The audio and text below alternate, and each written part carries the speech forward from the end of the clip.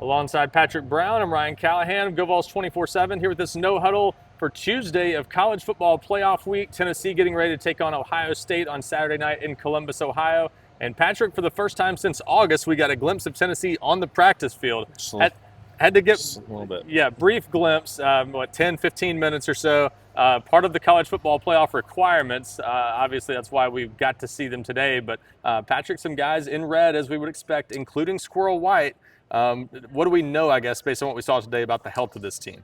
It's probably pretty standard fare for in-season practices. Most of the skill position talent was in red. Most of the receivers, Squirrel White, Brew McCoy, Dante Thornton Jr., I almost said Dante Stallworth, Dylan Sampson, Peyton Lewis, some other guys on defense as well. Probably just trying to make sure everybody's fine. You're trying to keep your team fresh. Obviously, they've had some time off. I think that will benefit everyone.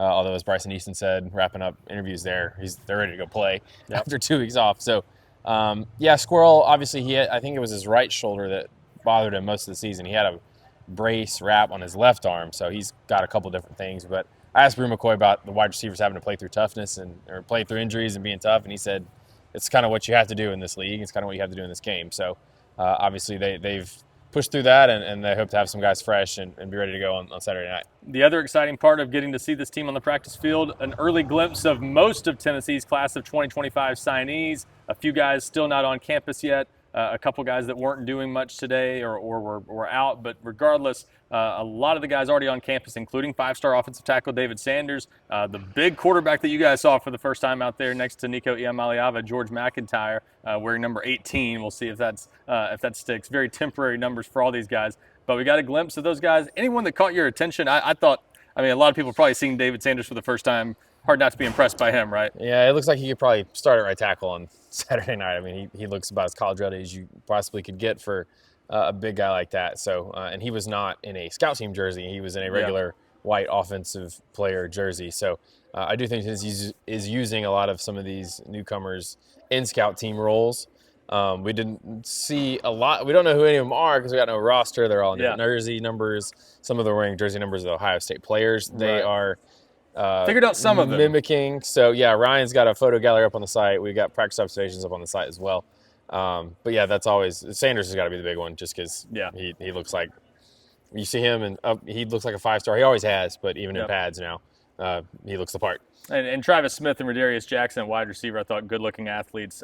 I'd seen them before, so not surprised. But when you see them out here next to what Tennessee already has, it's a reminder that, hey, these guys really do look the part at this level. All right, on to the coaches and the players. We did speak with both coordinators today, Joey Halsley and Tim Banks, a few of the Vols players, including quarterback Nico Iamaleava. Let's start with the coaches, I guess. Anything jump out at you that was important about this or just about what those guys were having to say? Obviously, a lot of talk about Nico from Joey Halsley. Yeah, I'll start with Nico when what Halsey said about him. Just talked about how his decision-making has been better as the season goes on, and just talked about how it's just come with experience. And, you can create game-like situations, you can practice it, you can scrimmage, all that kind of stuff. But it's different when you get out there and you're seeing a defense that maybe you haven't studied on film. So he thinks Nico's done a much better job as the season has gone on later in the season when his passer rating from just the 3 October games to the 5 November games, big jump there. I think a lot of that, Halsey said, was just him seeing something and be able to go through his reads and his progressions easier and faster, and you could really see that in some of his play. He also talked about Ohio State and their defense, how they try to almost take your aggressiveness away from you, just the way they play.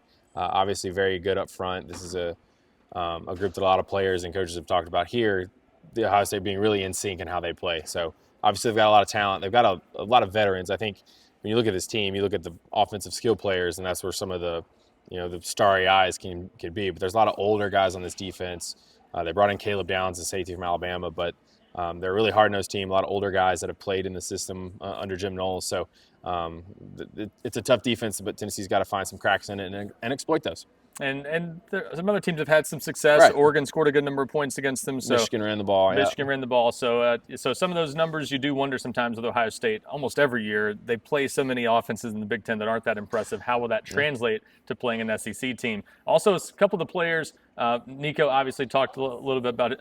Just kind of exudes confidence as he usually does, but not surprised to hear his confidence, I think, continuing to grow throughout his first year as a starting quarterback. And then Bryson Easton, always a fun interview, but talking about just sort of how this team, a lot of guys on this team he didn't think are going to be really shaken by the circumstances of Saturday's game. They just like playing ball and having fun. That's one of the reasons he's confident this team will be ready to go Saturday night.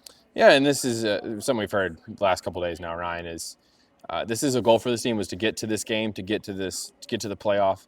But it's not. They're not just happy to be here, right? They want this to be a 4-game run. I mean, we heard the coaches talk about playing 16 and 17 games this season.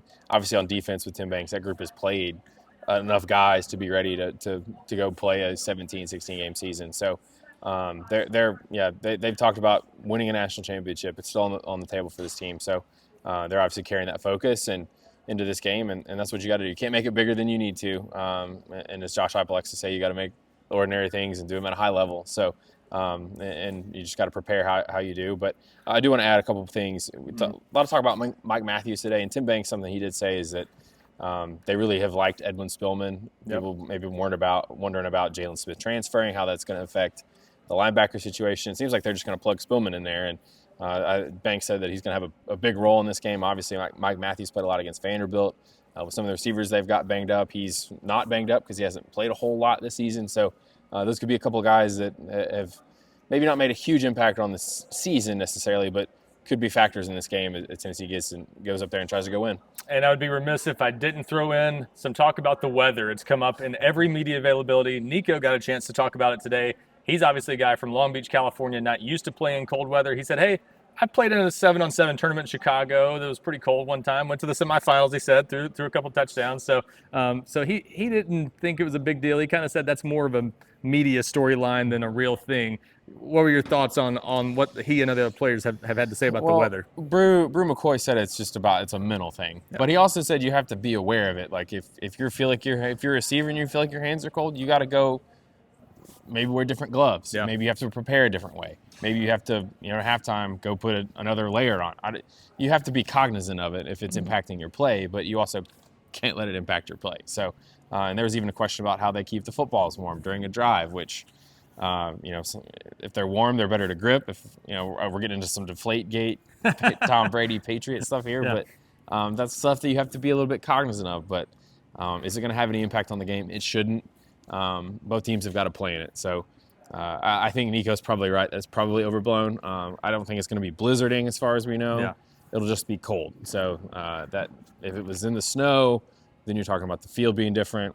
I think maybe everybody watched the Bills 49ers game a couple weeks ago. That obviously impacted how that game was played. But if it's just cold, it's just cold. You got to play through it. Can that be a verb, blizzarding? I don't know. But I made it one. Yeah, I like it. But for what it's worth, Joey Halsley, when he was asked about that, said, we haven't really focused on that. Our equipment staff will be the ones worried about that kind of thing, keeping the balls warm, anything like that they can do to help with gripping the ball. But regardless, like you said, both teams have to play in the elements, and they will Saturday night, 8 o'clock Eastern time on ESPN. The GoVols 24/7 staff will – ABC, that's right. And the GoVols 24/7 staff will be there in mass, and we've got tons of coverage throughout the week, including plenty of coverage from today's practice already on the site at GoVols247.com.